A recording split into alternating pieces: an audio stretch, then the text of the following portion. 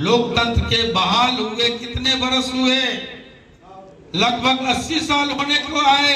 सारा पैसा चंदा का जाता है, कोई हिसाब नहीं है।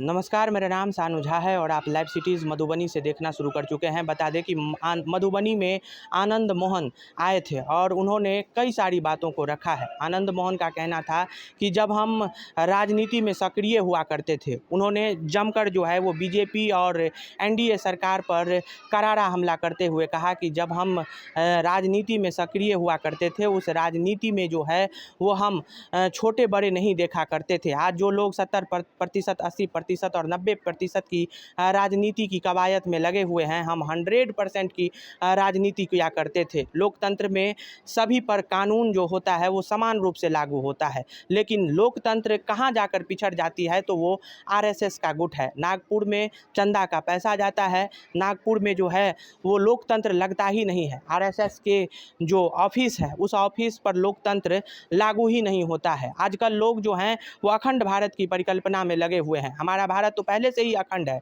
लेकिन जो लोग हिंदू राष्ट्र बनाने की परिकल्पना करते हैं, हम कहते हैं कि दम है तो बौद्ध धर्म, मुस्लिम धर्म और जितने भी हिंदू धर्म को छोड़ करके है उन पर तुम प्रहार करके दिखाओ। जब तक इस देश में संविधान लगा रहेगा तब तक किसी भी धर्म पर कोई भी कुठाराघात नहीं कर सकता है। मधुबनी आए आनंद मोहन ने जमकर निशाना साधे हैं बीजेपी सरकार पर, खास करके मोदी सरकार पर। देखिए इस वीडियो में क्या कुछ वह कह रहे हैं। लोकतंत्र के बहाल हुए कितने बरस हुए? लगभग 80 साल होने को आए, लेकिन एक जगह है जहां कोई लोकतंत्र नहीं है, उसका नाम है आरएसएस कार्यालय नागपुर। क्यों नहीं है? सारा पैसा चंदा का जाता है, कोई हिसाब नहीं है।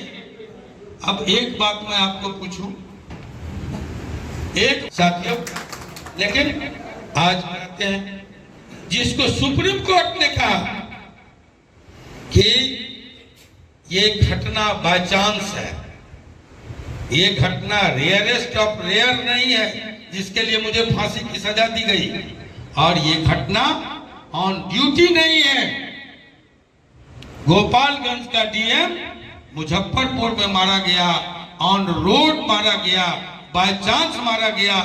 चिल्ला चिल्ला के कहते हैं कि दलित का हत्या।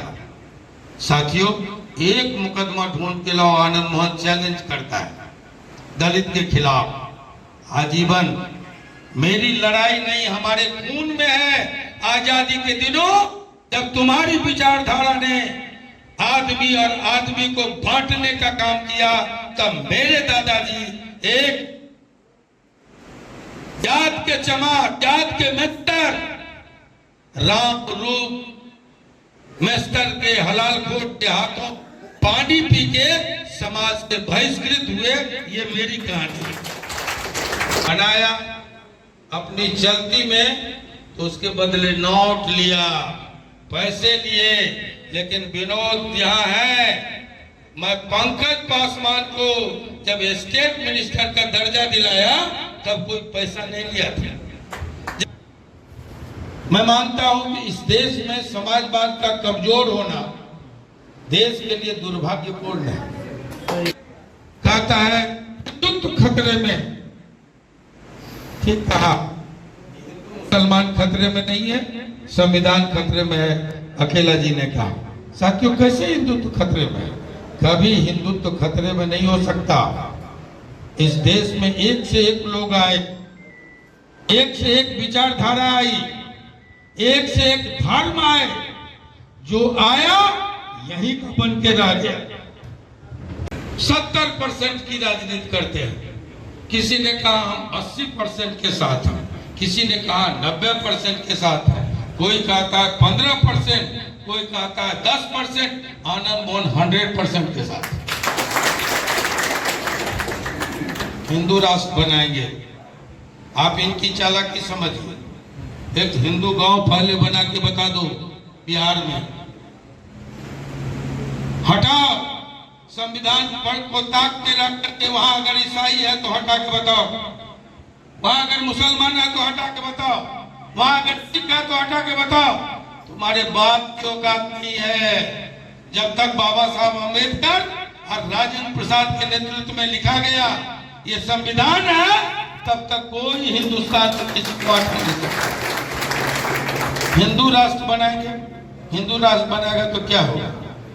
अभी तो खतरे में अखंड भारत बनाएगा। तो सुना आप लोगों ने कि किस तरीके से मधुबनी में आनंद मोहन ने अपनी यात्रा के दौरान मधुबनी आए थे और उन्होंने कई सारी बातों को रखा है, जिस पर उन्होंने बीजेपी सरकार पर करारा हमला करते हुए कई सारी बातों को रखते हुए और अखंड भारत जैसे चीज़ों को भी छेड़ दिया है। ऐसे ही तमाम छोटे बड़े खबरों को देखते रहिए।